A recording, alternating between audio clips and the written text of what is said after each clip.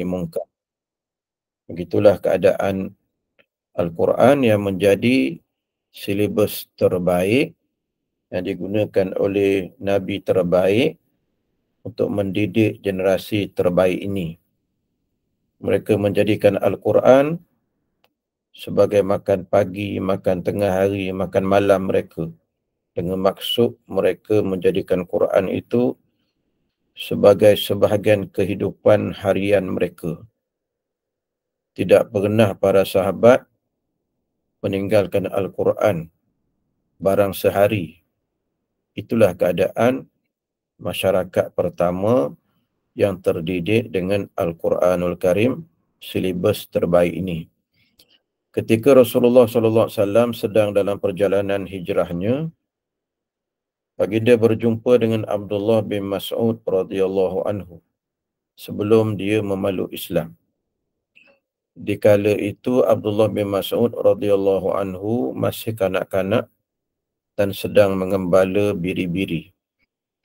Rasulullah SAW meminta kepadanya sedikit air susu.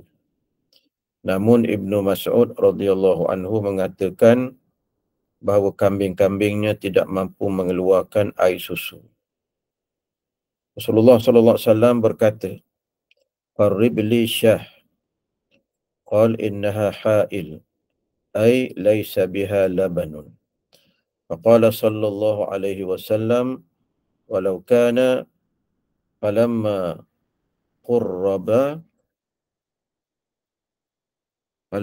qurriba syatu ilaihi masaha sallallahu alaihi wasallam ala dara'iha wasammi wa barrak wa qara'a syai'an min al-Qur'an. Faqala Ibnu Mas'ud, "Allimni man hadha." Wa lam ya'lam annahu Rasulullah sallallahu alaihi wasallam. Qal, "Innaka ghulamun mu'allamun." Innaka ghulamun mu'allamun. Makna hadis yang kita baca tadi, sebelum tu, ini adalah suatu gambaran kepada kita tentang Al-Quranul Karim dan individu atau karakter yang kita kedepankan ini ialah Abdullah bin Mas'ud radhiyallahu anhu. Ketika baginda SAW dalam peristiwa hijrahnya, baginda melalui tempat Abdullah bin Mas'ud radhiyallahu anhu membela kambing.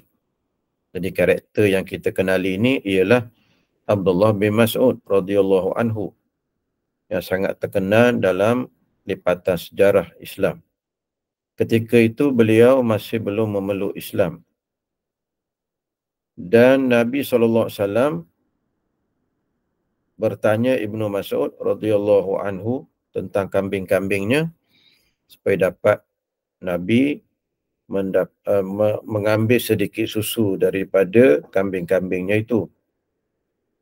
Tetapi Rasulullah SAW diberitahu oleh Abdullah bin Mas'ud bahawa kambing-kambingnya tidak mengeluarkan susu. Kemungkinan kemarau menyebabkan kambing itu tidak dapat mengeluarkan susu. Kemungkinan begitu.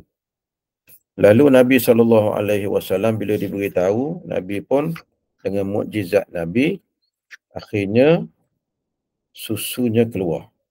Susunya keluar. Begini dalam hadis ini, kita baca terjemahannya. Berikan satu kambing padaku. Ibnu Mas'ud radhiyallahu anhu menjawab, semua kambing ini tidak dapat mengeluarkan susu. Maka Rasulullah SAW berkata, walaupun tidak mengeluarkan air susu. Ketika seekor kambing didekatkan kepada Rasulullah SAW, maka baginda mengusap puting kambing itu dan membaca basmalah, memohon berkat dan membaca beberapa ayat Al-Quran. Ibnu Mas'ud berkata, ajarilah aku sesuatu tentang ini. Ibnu Mas'ud tidak mengetahui bahawa yang di hadapannya itu adalah Rasulullah SAW. Kemudian baginda bersabda, sesungguhnya engkau adalah anak yang terpelajar. Kita boleh ambil pengajaran daripada hadis ini walaupun fokus utamanya kepada individu Ibnu Mas'ud dan kaitannya dengan Al-Quranul Karim. Yang mana Nabi kita telah membaca beberapa ayat daripada Al-Quran lalu mengusap puting kambing itu dan keluarlah susunya. Ada dua perkara yang menyebabkan keluar susu daripada tempat yang sepatutnya tidak ada susu. Dua perkara, yang pertama kerana mukjizat Rasulullah sallallahu alaihi wasallam sendiri, dan yang kedua mukjizat itu datang daripada keberkatan Al-Quranul Karim dan juga berkemungkinan datang daripada keberkatan Rasulullah sallallahu alaihi wasallam sendiri. Itu di antaranya kelebihan Nabi. Oleh kerana pengarang kita meletakkan hadis ini untuk tujuan kita merenung kelebihan Al-Quran, maka kita ambillah pengajaran daripada Al-Quran sebagai satu cara, kalau kita nak kata, bolehlah Nabi kita menjampi dengan beberapa ayat, maka keluarlah daripadanya susu. Itu keadaannya. Dari satu segi yang lain, kita juga boleh ambil daripada sini dalil bahawa Rasulullah sallallahu alaihi wasallam juga menjampi sehingga keluarnya susu. Itu daripada situlah agaknya orang tua-tua kita menjampi seperti tempat luka, seperti tempat bengkak dan sebagainya, ataupun seperti kawasan-kawasan di badan manusia yang menjadi tempat dimasuki oleh makhluk halus. Daripada situ dijampikan dan dijampi itu dengan membaca beberapa ayat Al-Quranul Karim. Kita faham di sini bahawa ada dalilnya. Kerana di sana maksud anaknya, ada orang yang mengatakan bahawa kalau kita jampi-jampi ni bid'ah, ada orang kata macam tu. Jadi kita di sini kita dapat jumpa satu dalil yang menunjukkan adanya aktiviti menjampi. Itu di antara yang boleh kita ambil daripada sini. Seterusnya, Ibnu Mas'ud radhiyallahu anhu pun memeluk Islam. Dengan peristiwa itu, Ibnu Mas'ud pun memeluk Islam dengan sebabnya Nabi SAW telah mengatakan kepada Ibnu Mas'ud bahawa kamu ini budak yang terpelajar. Kenapa? Kerana Ibnu Mas'ud meminta daripada Nabi SAW supaya mengajarkan kepada beliau apa yang dibaca oleh Nabi SAW tadi, yang terdiri daripada ayat-ayat Al-Quranul Karim. Ibnu Mas'ud radhiyallahu anhu pun memeluk Islam. Dengan demikian, Islam telah menambahkan pada dirinya cahaya, kecerdasan dan semangat. Tiada pernah sejarah mencatat tentang keberadaan agama seperti keberadaan agama Islam. Ketika Ibnu Mas'ud radhiyallahu anhu mendengar surah Ar-Rahman, maka beliau menghafalnya, dan ia adalah surah yang pertama dihafal oleh Ibnu Mas'ud radhiyallahu anhu. Kemudian Ibnu Mas'ud radhiyallahu anhu berjalan menuju Masjidil Haram, mendatangi berhala-berhala kesesatan dan mendatangi para pembesar jahiliyah seperti Abu Jahal dan Abu Lahab. Mereka berada di Masjidil Haram untuk menghalangi manusia dari mengikuti petunjuk Kitabullah, Risalah dan dari Baitillah. Ketika Ibnu Mas'ud radhiyallahu anhu, maknanya di sini nak beritahu tentang keadaan Ibnu Mas'ud bila telah dia masuk Islam, dengan suasana kambing tadi yang menyebabkan dia masuk Islam, atau dengan sebab dia mendengar beberapa ayat Al-Quran. Dipendekkan cerita, Ibnu Mas'ud radhiyallahu anhu telah memeluk agama Islam. Dan beliau telah menghafal surah Ar-Rahman, dan itu merupakan surah pertama yang dia hafal.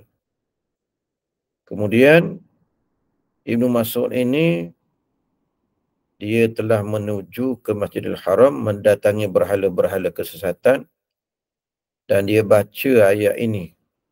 Ketika Ibnu Mas'ud radhiyallahu anhu berdiri dan membacakan kepada mereka surah Ar-Rahman, para pembesar jahiliyah itu bersama-sama memukuli wajah mulia Ibnu Mas'ud radhiyallahu anhu. Namun beliau tidak menghentikan bacaannya. Setelah selesai membaca seluruh surah tersebut, Ibnu Mas'ud radhiyallahu anhu pun jatuh pingsan. Begitulah keadaan kalau orang lain masuk Islam, dia sembunyi-sembunyikan dulu. Tetapi bila Ibnu Mas'ud masuk Islam, dia menghafal Al-Quran, lalu dia membacanya di hadapan pembesar-pembesar Quraisy. Sehingga kan beliau dipukul sampailah jatuh pingsan. Itu di antara kelebihan yang ada pada Ibnu Mas'ud radhiyallahu anhu. Beliau bukan sekadar memeluk agama Islam, tetapi beliau menjadikan Islam itu sangat segar dalam jiwanya, dan beliau juga ingin mengajak orang lain untuk memeluk sama agama Islam dan belajar Al-Quranul Karim. Itulah dia 3 peringkat yang telah dilalui oleh Ibnu Mas'ud dalam masa yang seketika ataupun dalam masa yang cepat. Itulah keadaan mereka yang sangat terkesan dengan Al-Quranul Karim. Dia tidak mahu Al-Quran itu berada pada diri dia saja, tapi dia ingin supaya Al-Quran itu juga dialirkan atau dipindahkan kepada orang lain. Bukan dia saja yang dapat hidayah, tapi dia nak supaya orang lain pun dapat hidayah macam dia juga. Itu sifat yang sangat cemerlang yang ada pada Ibnu Mas'ud. Ibnu Mas'ud radhiyallahu anhu adalah orang yang sangat kecil susuk tubuhnya. Namun agama ini dan Al-Quran telah mendatangkan begitu banyak keajaiban kepada dirinya. Memang terkenal Ibnu Mas'ud ini orangnya tak berapa besar. Malah susuk tubuhnya secara fizikalnya dia sangat kecil. Namun kita tahu badan seseorang itu tidak menggambarkan kecerdikannya. Badan besar tidak menggambarkan kegagahan. Tapi badan kecil tidak menggambarkan kemiskinan ataupun kelalaian. Tidak begitu. Kerana Ibnu Mas'ud radhiyallahu anhu walaupun kecil badannya tetapi pintar otaknya. Para penulis sejarah menyebutkan bahawa jika Ibnu Mas'ud radhiyallahu anhu berdiri, maka sama dengan orang yang sedang duduk. Ini disebabkan oleh ketinggian badannya yang sepadan dengan tinggi orang yang sedang duduk. Namun, hanya Allah Subhanahu Wa Taala yang mengetahui kebahagiaan yang dirasakan oleh Ibnu Mas'ud radhiyallahu anhu dalam hatinya. Kenapa? Kerana dia telah mendapat satu kelebihan, yakni Al-Quranul Karim. Suatu hari Ibnu Mas'ud radhiyallahu anhu sedang memanjat sebuah pokok. Tiba-tiba angin kencang menggoyangkan ranting-ranting pokok tersebut. Ibnu Mas'ud radhiyallahu anhu yang berada di atasnya kelihatan seperti seekor burung. Orang ramai saling mentertawakan saiz betisnya yang amat kecil dan badannya yang sangat kurus.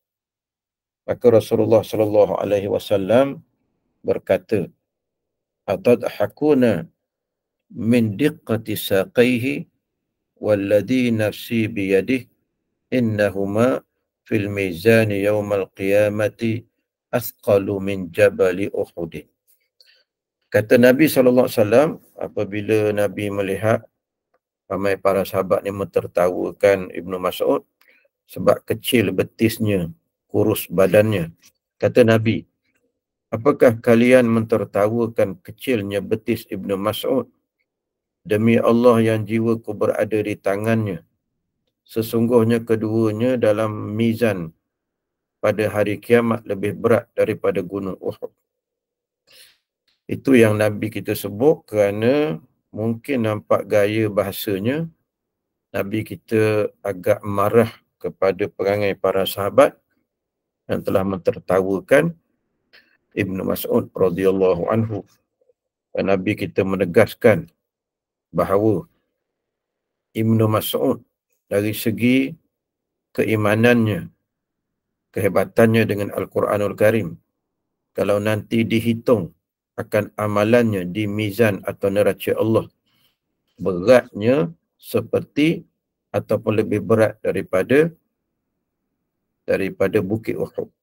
Itu kelebihan yang digambarkan oleh baginda sallallahu alaihi wasallam yang ada pada Ibnu Mas'ud yang dikurniakan oleh Allah Subhanahu wa taala. Inilah sesungguhnya makna keagungan, iaitu pada hari ketika keagungan terletak dalam hati. Inilah erti kekuatan, iaitu pada hari ketika kekuatan bersumber dari jiwa, pada hari ketika orang-orang yang keji berjauhan walaupun badan mereka besar sebesar baral, yakni kacokan kuda dengan keldai. Gitulah pujian kepada Ibnu Mas'ud radhiyallahu anhu. Walaupun kecil badannya, tetapi kalau dihitung di mizan Allah lebih berat daripada Jabal Uhud lagi. Keimanannya, komitmennya kepada Al-Quranul Karim, sehingga Al-Quran ini dia membacanya dengan suara yang sangat menarik.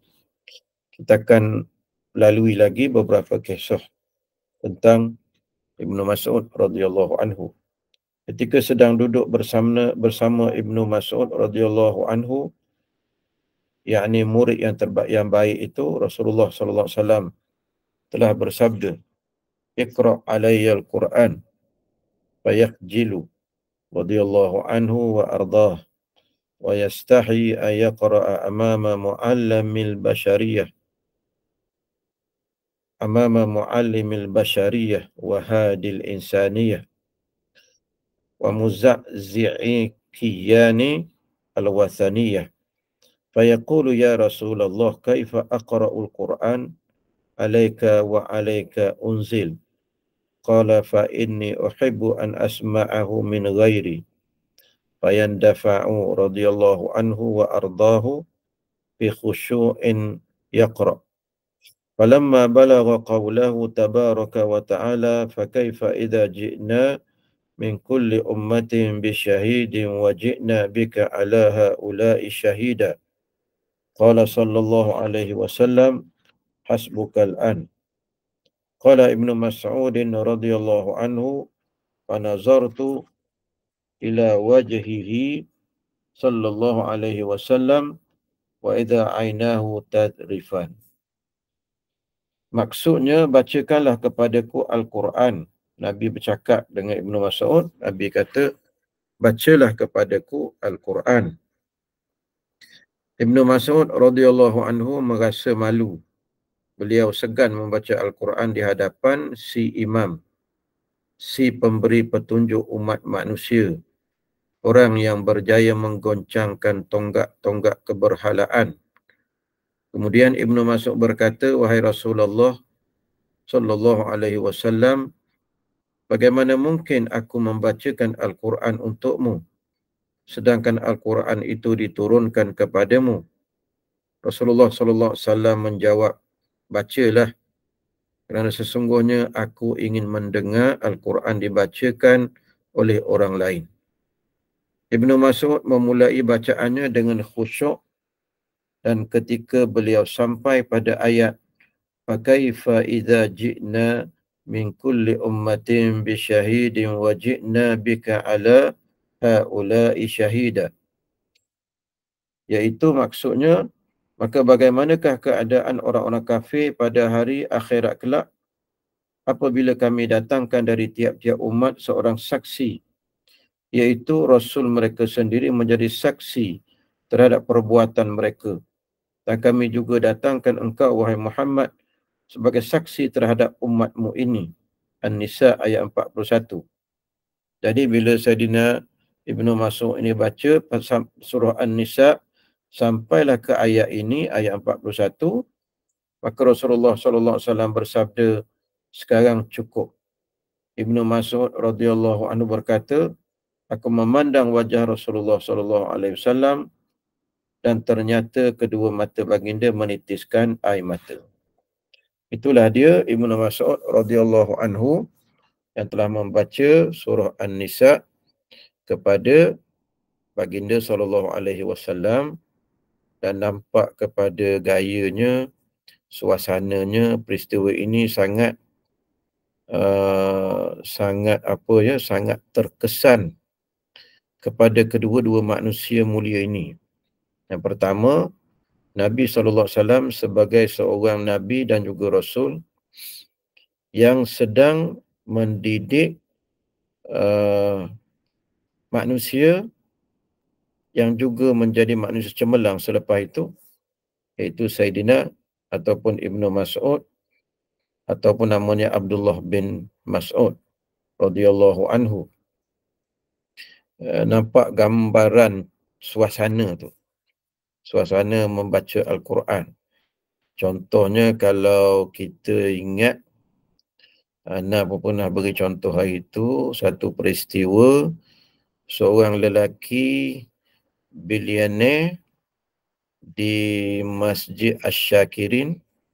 Lelaki bilioner ni datang daripada mana ya, daripada negara Arab jugalah. Tak ingat nama dia. Ada seorang tulis dalam Facebook.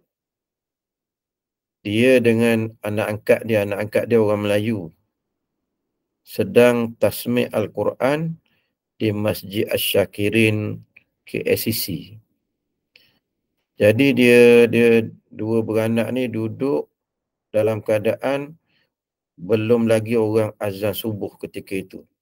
Mereka datang awal sikit dan membaca sambil mendengar tasmih. Anak angkat dia baca, dia betulkan. Ini yang bilioner ni. Saya tak dapat nak cari, tak dapat nak ingat nama bilioner ni. Begitulah keadaan macam mana Quran itu menjadi aktiviti harian kepada mereka-mereka yang ingin menjadi cemerlang. Ada satu lagi tadi nak kongsi sikit tentang maklumat yang diberi oleh Ustaz Azhar Idrus. Kebetulan tadi Ustaz Azhar pergi ke pejabat di hospital tempat anak kerja ni. Dia kata, Ustaz Azhar kata dia kongsi antara yang jadi orang kaya sampai ke peringkat bilioner ni, seorang perempuan, Toki apalah tak ingat ni ya. Dia ada Grab satu, ada 3 syarikat ni. Yang jenis-jenis Grab ni lah. Satu Grab, apa nama tak ingat dah. Tapi macam-macam Grab lah. Perempuan dia, Muslimah. Dia ni, kata Ustaz Azhar Idrus, biasanya malam antara Maghrib Isyak ada di masjid wilayah. Masa dia duduk di masjid wilayah tu, kata Ustaz Azhar Idrus, dia bersama dengan tasbih dan dia berzikir. Dia berzikir kepada Allah Subhanahu Wa Taala setiap malam Maghrib, antara Maghrib dengan Isyak di masjid wilayah. Dia bilioner, kata Ustaz Azhar Idrus. Saya tak ingat nama perempuan ni, tadi Ustaz Azhar sebutlah. Bagaimana manusia-manusia yang cemerlang ini rupanya mendapat didikan daripada unsur-unsur ibadah yang mana semuanya itu datang daripada Al-Quranul Karim. Kita balik semula kepada kisah Ibnu Mas'ud radhiyallahu anhu. Manusia yang bernama Ibnu Mas'ud ini telah berjaya mengeluarkan air mata Nabi SAW dengan suaranya, dengan lagunya dan juga dengan ayat yang dia baca. 3 kombinasi ini menyebabkan seseorang itu seperti baginda SAW boleh mengeluarkan air mata. Ada juga kemungkinan Nabi kita SAW melihat akan besarnya tugas baginda yang telah disebut dalam ayat 41 yang telah dibaca oleh Ibnu Mas'ud. Kerana baginda SAW akan menjadi saksi di atas umatnya yang sangat ramai. Sekarang ni pun seluruh umat Nabi SAW ada di atas muka bumi ni pun rasanya macam dekat 8 bilion manusia. Lebih kurang. Kalau 2 bilion lebih Kristian, Islam pun dah hampir 2 bilion. Yang lain-lain tu mungkin dah sampai 8 bilion manusia di atas muka bumi. Semuanya adalah umat Nabi Muhammad SAW yang mana Allah nanti akan tanya Nabi kita SAW terhadap apa yang dilakukan oleh umatnya dengan Islam yang diperjuangkan oleh Nabi dibawa ke tengah-tengah masyarakat. Agaknya itulah yang menjadi mainan pemikiran Nabi sehingga menyebabkan terasa Nabi beratnya tugasnya sebagai seorang Nabi daripada dunia selama 42 tahun sehinggalah nanti bersambung semula tugasan Nabi sebagai saksi di negeri akhirat pula. Agaknya di situlah yang menjadi penyebab Nabi kita menangis antaranya. Begitulah mereka hidup bersama Al-Quran. Itu penulis kita kata begitulah mereka hidup bersama Al-Quranul Karim. Begitulah kehidupan mereka yang menjadikan Al-Quran sebagai teman setia mereka, sebagai makan pagi mereka. Mereka pagi bersama Al-Quran, tengah hari bersama Al-Quran, begitulah seterusnya sentiasa bersama dengan Al-Quran yang mana sangat berbeza dengan keadaan kita sekarang. Rasulullah SAW bersabda, khairukum man ta'allama al-Quran wa 'allamahu. Sebaik-baik manusia di antara kalian adalah orang yang mempelajari Al-Quran dan mengajarkannya pada orang lain. Jadi, kalau kita ta'ammuk ataupun mendalami hadis Nabi ini, sebaik-baik manusia dia kena buat dua perkara. Khairukum tu sebaik-baik manusia.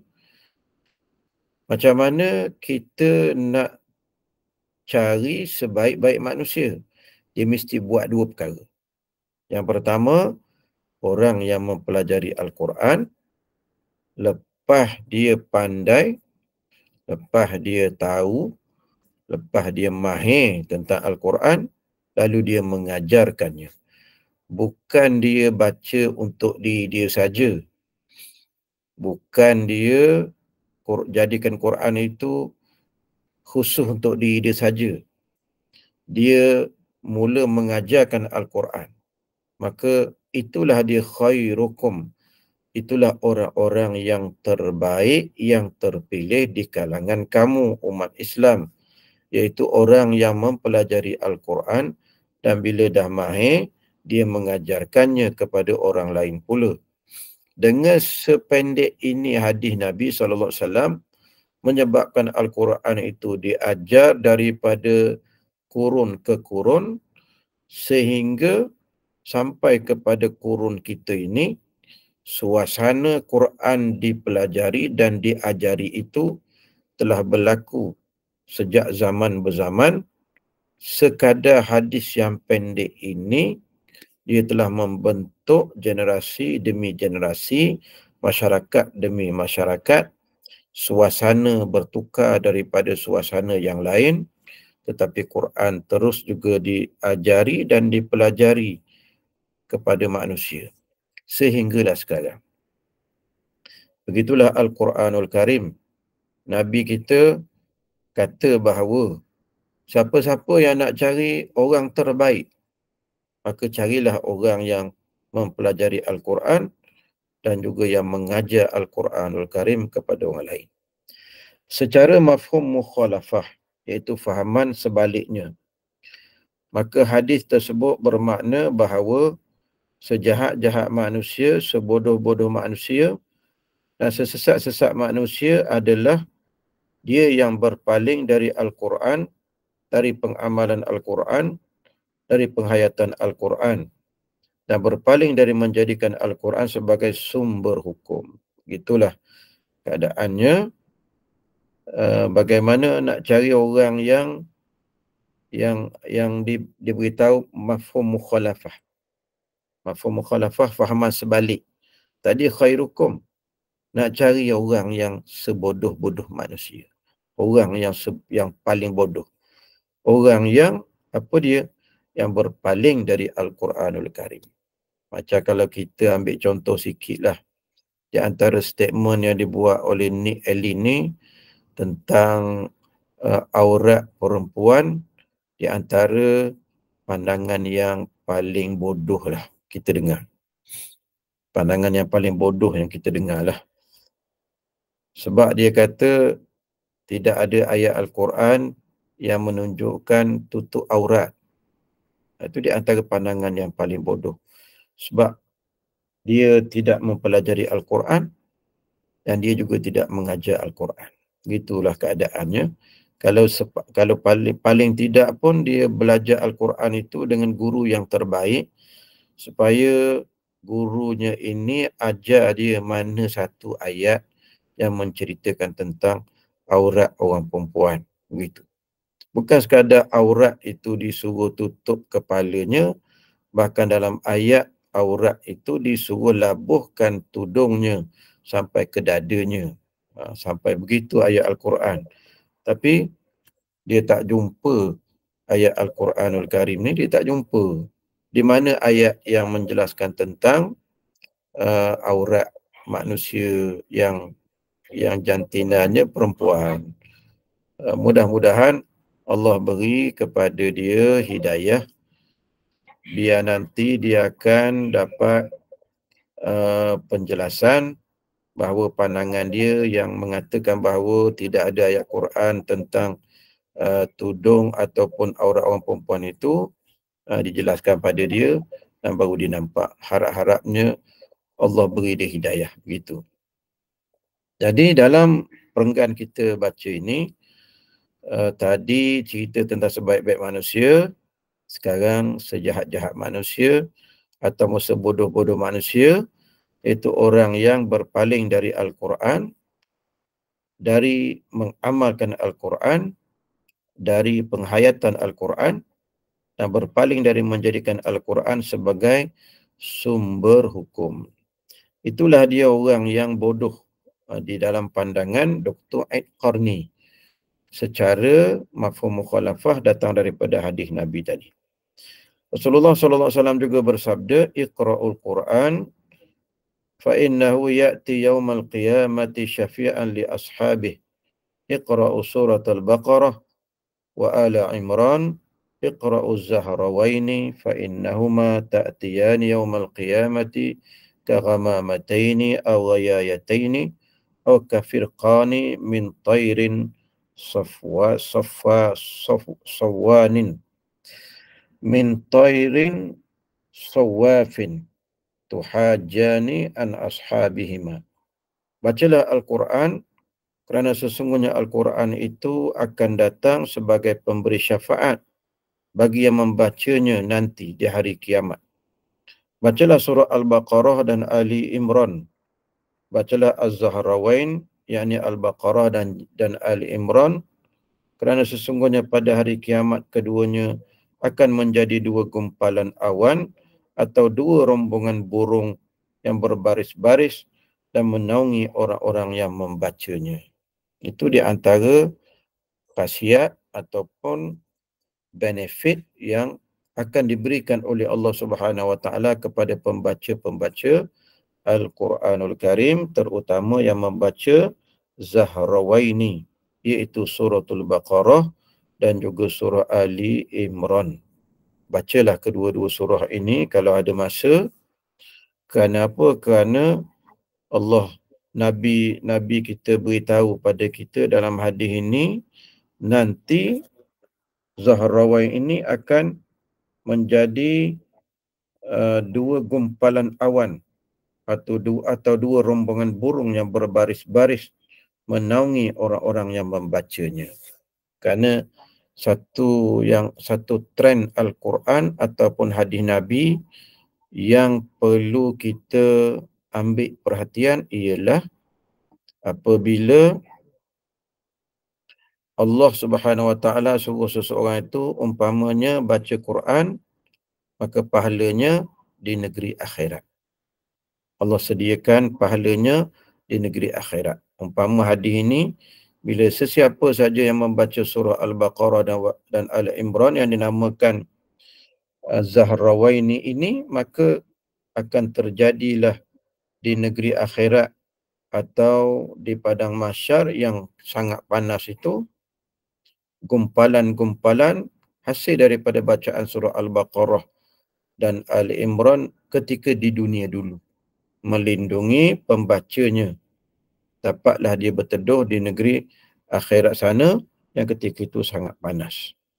Itulah dia keuntungan orang yang membaca Al-Quranul Karim, terutama surah Al-Baqarah dan juga Ali Imran. Walaupun kedua-dua surah ini panjangnya, boleh tahan jugalah. Sampai yang Al-Baqarah 3 juzuk, itu juga Ali Imran hampir 2 juzuk rasanya, kalau tak silap.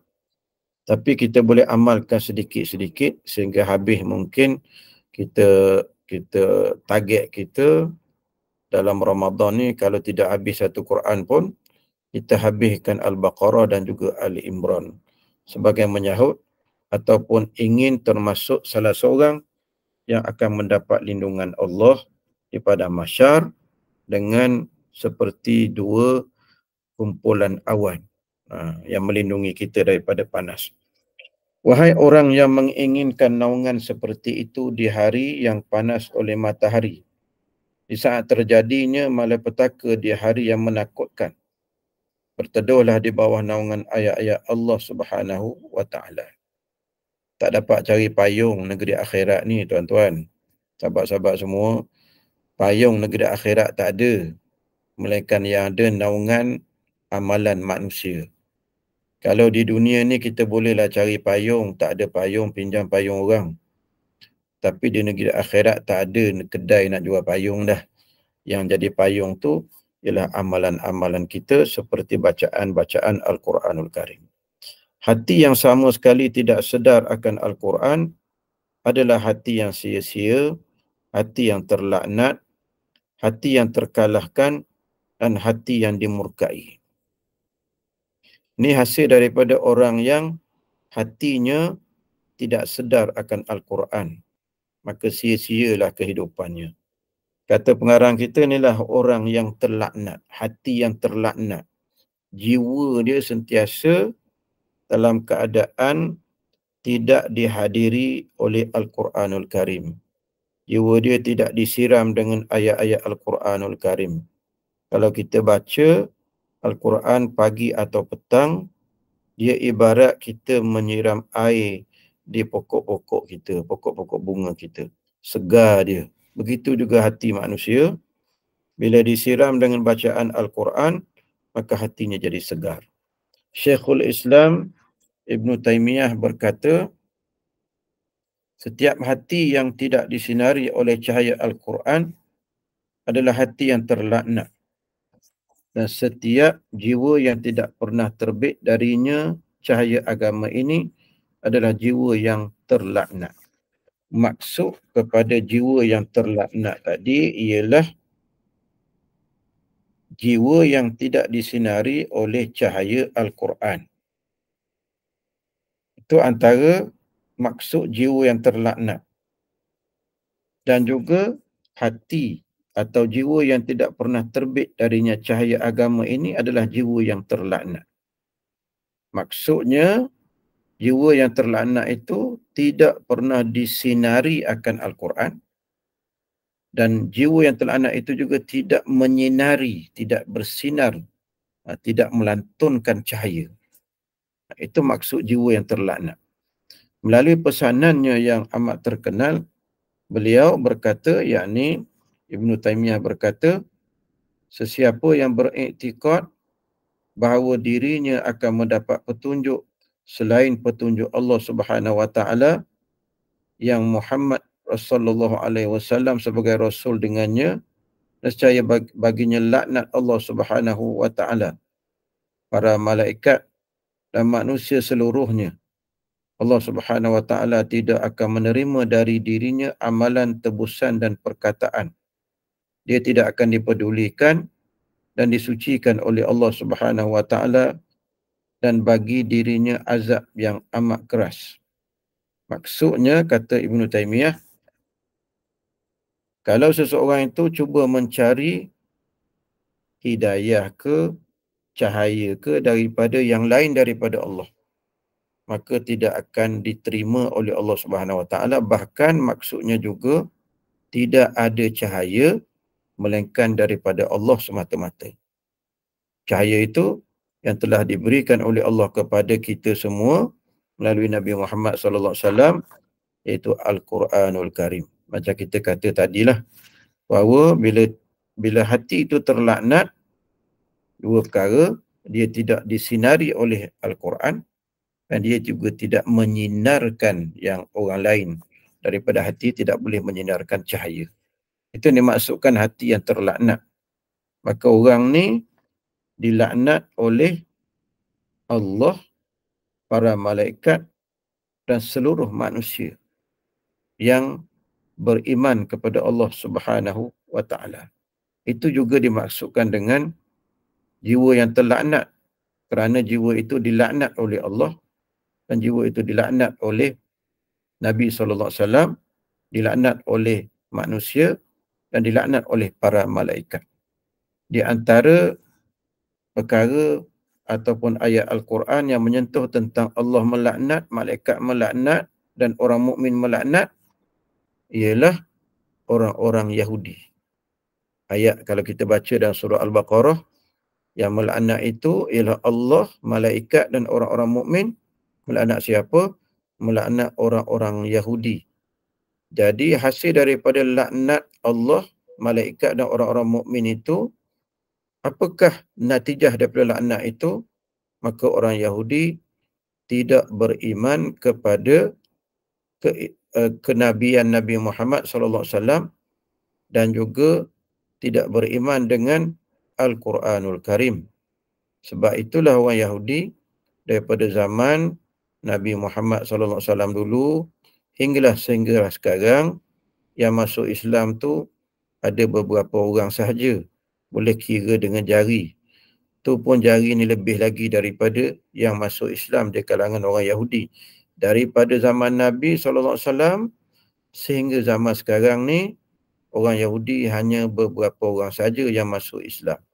Tetapi kalau kita tengok orang Kristian yang masuk Islam, terutama disebabkan isu Gaza ini, maka kita dapati sangat ramai orang Kristian yang masuk Islam. Maksud laknat tadi kepada orang Yahudi, mereka tidak diberikan hidayah Islam. Dengan dua sebab. Mereka tidak beriman kepada Nabi Muhammad, dan mereka tidak menerima Al-Quran sebagai kitabullah yang terakhir. Itu maknanya dilaknat. Jadi kita berhenti di sini. InsyaAllah kita berhenti pada ayat perenggan yang kedua, melalui pesanannya yang amat terkenal. Kita berhenti di situ. Nanti kita sambung daripada Rasulullah sallallahu alaihi wasallam bersabda, inna rajulan ladzi laisa fi jawfi syai'un minal Quran kal baitil kharib. Kita akan sambung daripada situlah dalam kuliah akan datang, insya-Allah. Kadar itu yang dapat ana bentangkan. Minta maaf kalau ada kesilapan apa-apa.